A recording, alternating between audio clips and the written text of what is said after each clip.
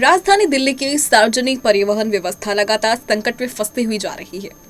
दिल्ली की सड़कों से चरणबद्ध तरीके से पुरानी बसों को तो हटाया जा रहा है, लेकिन उनकी जगह 12 मीटर की नई बसें समय से नहीं लाई जा सकी है। जबकि दिल्ली की सत्ता में आई बीजेपी सरकार के 5 महीने पूरे हो रहे हैं। सितंबर में 462 बसें और हटने वाली हैं, और यदि जल्द बसें नहीं आई तो इसका सीधा असर रोजाना बसों पर निर्भर रहने वाले लाखों यात्रियों पर पड़ने वाला है। बता दें कि जैसे जैसे पुरानी बसों के चलने की अवधि खत्म हो रही है, उन्हें सड़कों से भी हटाया जा रहा है, जिससे बसों की किल्लत होती हुई सड़कों पर नजर आ सकती है।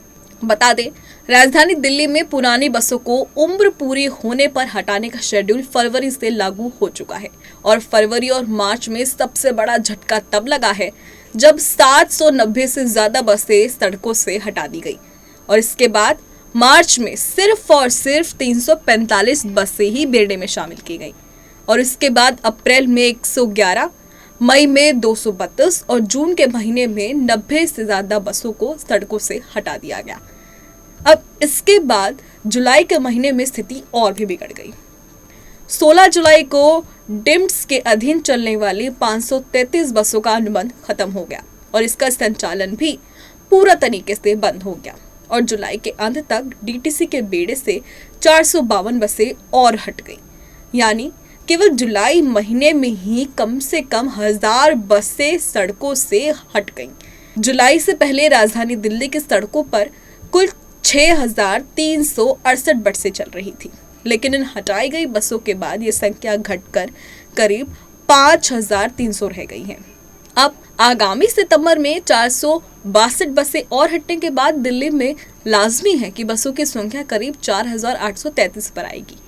इतना ही नहीं, अक्टूबर में 84, नवंबर में 15 और दिसंबर में कुल 100 बसें और हटनी तय हैं। इसके बाद 226 में जनवरी से मार्च और भी बसें हटेंगी, यानी कि आने वाले महीनों में स्थिति और भी गंभीर होने वाली है।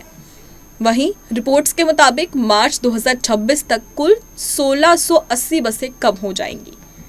अब राजधानी दिल्ली में सार्वजनिक परिवहन के क्षेत्र में मेट्रो के बाद बसों को दूसरी लाइफलाइन माना जाता है। यहाँ प्रतिदिन 40 लाख लोग बसों से सफर करते हैं, और लगातार दिल्ली की सड़कों से घटती बसों की संख्या चिंता का विषय है, जिसकी वजह से यात्रियों को हर दिन परेशानी का सामना करना पड़ रहा है। अब आने वाले दिनों में बसों की संख्या कम होने से समस्या और भी बढ़ सकती है, जिसका असर ये दिखेगा कि बस स्टैंड पर जहां भीड़ बढ़ जाएगी, वहीं यात्रियों को घंटों इंतजार भी करना पड़ सकता है, तो कई रूट्स पर लंबे समय तक एक भी बस नहीं मिलने की भी आसार हैं। इसके अलावा डीटीसी कर्मचारी एकता यूनियन के अध्यक्ष ललित चौधरी का कहना है कि दिल्ली को वास्तविक मांग को पूरा करने के लिए 11,000 बसों की जरूरत है, लेकिन सितंबर के अंत तक उपलब्ध बसें 5000 से भी कम हो जाएंगी। इसका मतलब ये है कि राजधानी दिल्ली में बस व्यवस्था जरूरत के आधे से भी कम व्यवस्था पर चल रही है।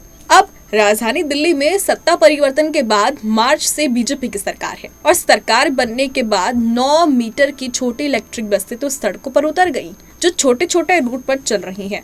लेकिन मुख्य मार्ग पर चलने वाली 12 मीटर की इलेक्ट्रिक बसें सरकार के शासनकाल में अभी तक आई ही नहीं है। इसी पर ललित चौधरी का कहना है कि यदि पुरानी बसों को हटाने के साथ साथ नई बसों की खरीद और तैनाती समय पर होती तो मौजूदा संकट को काफी हद तक टाला जा सकता था। यदि अभी भी जल्द बसें नहीं आई तो दिल्ली के लोगों की समस्याएं बढ़ सकती हैं, क्योंकि आने वाले दिनों में बस की संख्या कम होने के साथ समस्या और भी बढ़ जाएगी।